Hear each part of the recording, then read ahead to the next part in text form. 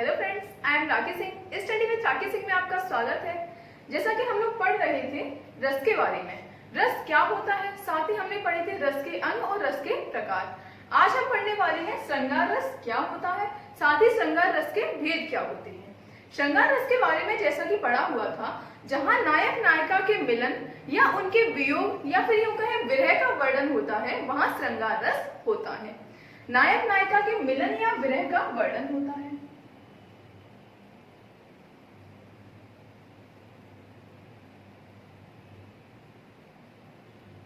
जहां नायक नायिका के मिलन या विरह यानी कि मिलने या बिछड़ने का वर्णन होता है, वहां श्रृंगार रस होता है। श्रृंगार रस का स्थायी भाव क्या पड़ा हुआ था? श्रृंगार रस का स्थायी भाव पड़ा हुआ था रति। श्रृंगार रस का स्थायी भाव रति होता है। श्रृंगार रस के दो भेद होते हैं, एक संयुक्त श्रृंगार रस, एक वियोग श्रृंगार रस। जैसा कि कल भी पढ़ा हुआ था, संयुक्त श्रृंगार रस क्या होता है और वियोग श्रृंगार रस क्या होता है। अब श्रृंगार रस के दो भेद हो गए, दोनों के भी स्थायी भाव होते होंगे। संयुक्त श्रृंगार रस का स्थायी भाव भी रति होता है और वियोग श्रृंगार रस का स्थायी भाव भी रति होता है। यानी कि श्रृंगार रस का स्थायी भाव पूछा जाए तब भी रति है और संयुक्त श्रृंगार रस का पूछा जाए तब भी रति है, साथ ही वियोग श्रृंगार रस का स्थायी भाव भी रति ही है। अब इनमें अंतर क्या होता है? संयुक्त श्रृंगार रस, जैसा कि बताया था, श्रृंगार रस में नायक नायिका के मिलने या उनके विरह का वर्णन होता है। यदि पूछा जाता है संयुक्त श्रृंगार रस क्या होता है, जहां नायक नायिका के मिलने या उनके मेल मिलाप का वर्णन होता है।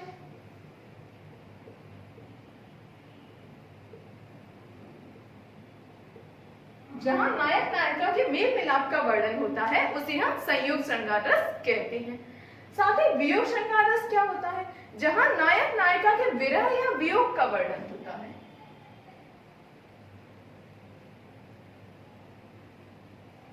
विरह या वियोग का वर्णन होता है, उसे हम वियोग श्रृंगार रस कहते हैं।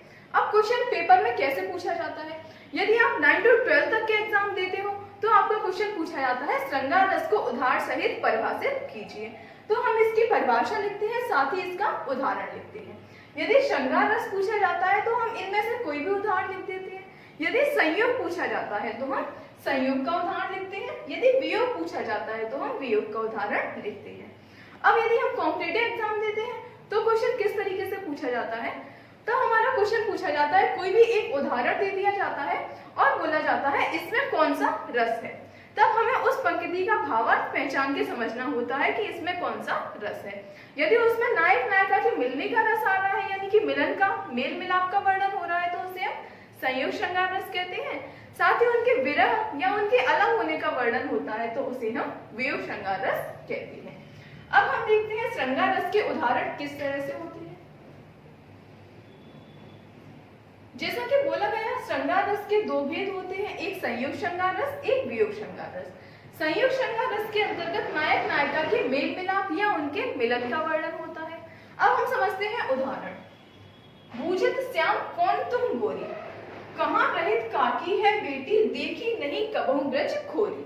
इस तरीके से यदि आपके एग्जाम में लिखा हुआ आ जाता है तो अभी तो नहीं समझ में आ रहा है कि कौन सा रस है और कौन सा भी, उसमें भी कौन सा संयोग है या वियोग है, ये नहीं समझ में आ रहा है।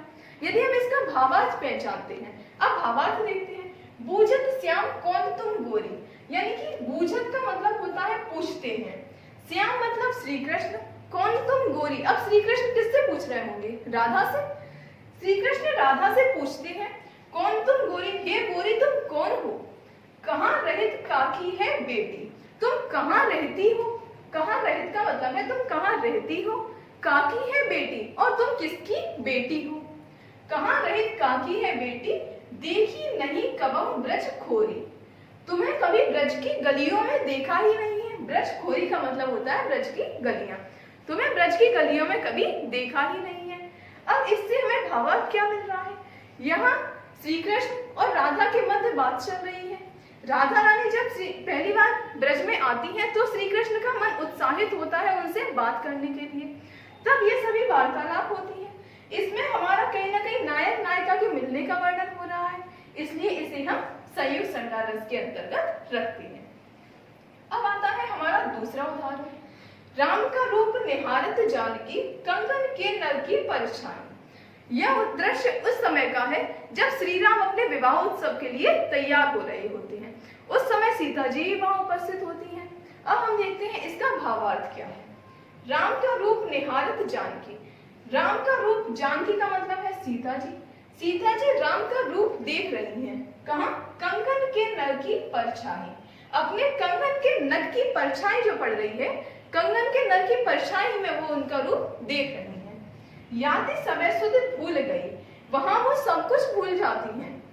कर टेक रही पर टारत नहीं, कर मतलब कि वो अपने हाथों को टेके रह गई हैं और पर टारत नहीं, और अपनी पलकों को झपका नहीं रही हैं। यानी कि वहां उनके वियोग का वर्णन तो नहीं हो रहा, दोनों एक दूसरे के सामने हैं, दोनों एक दूसरे की सुंदरता को देख रहे हैं। यहाँ पूछा जाता है आश्रय कौन है और विषय कौन है। आश्रय यानी कि भाव किसके मन में जागृत हो रहा है, जैसा कि पहले बताया गया था रस के अंगों के अंतर्गत।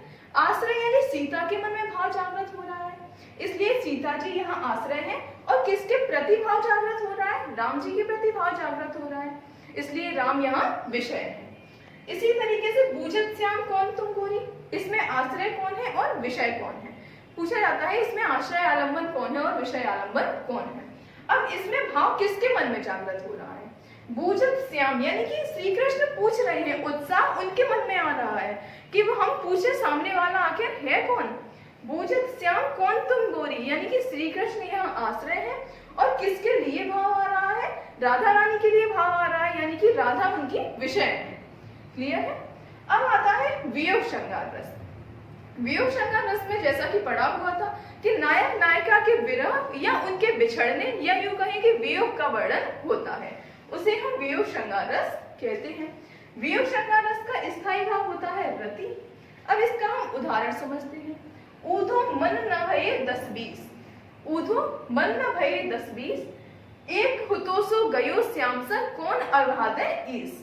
यहाँ ऊधो जब गोपियों को समझाने आते हैं कि तुम श्री कृष्ण से अपने मन को हटाकर ईश्वर की आराधना में मन लगाइए, तब गोपियां जवाब में कहती हैं कि हे ऊधो, हमारे मन 10-20 नहीं है, एक था, एक होतो सो गयो श्याम सन, एक था जो श्री कृष्ण के साथ चला गया है।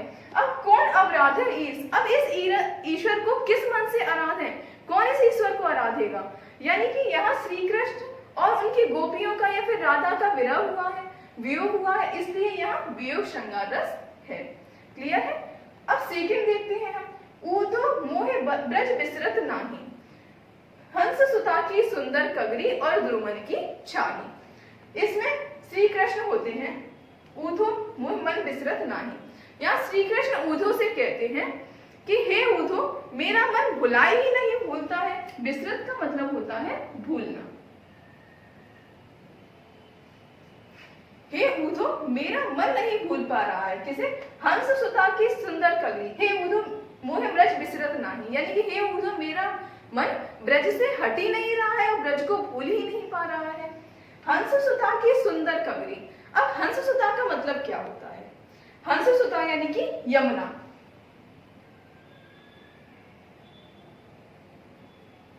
हंस सुता की सुंदर कगरी, कगरी का मतलब होता है किनारा।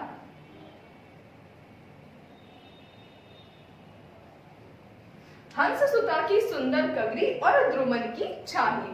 हंस सुता यानी यमुना की सुंदर किनारा और वहां के वृक्षों की छाया, इसे हम भुला ही नहीं पा रहे हैं। यानी कि कहाँ या श्री कृष्ण के मन में भाव आ रहा है, वो किसके लिए?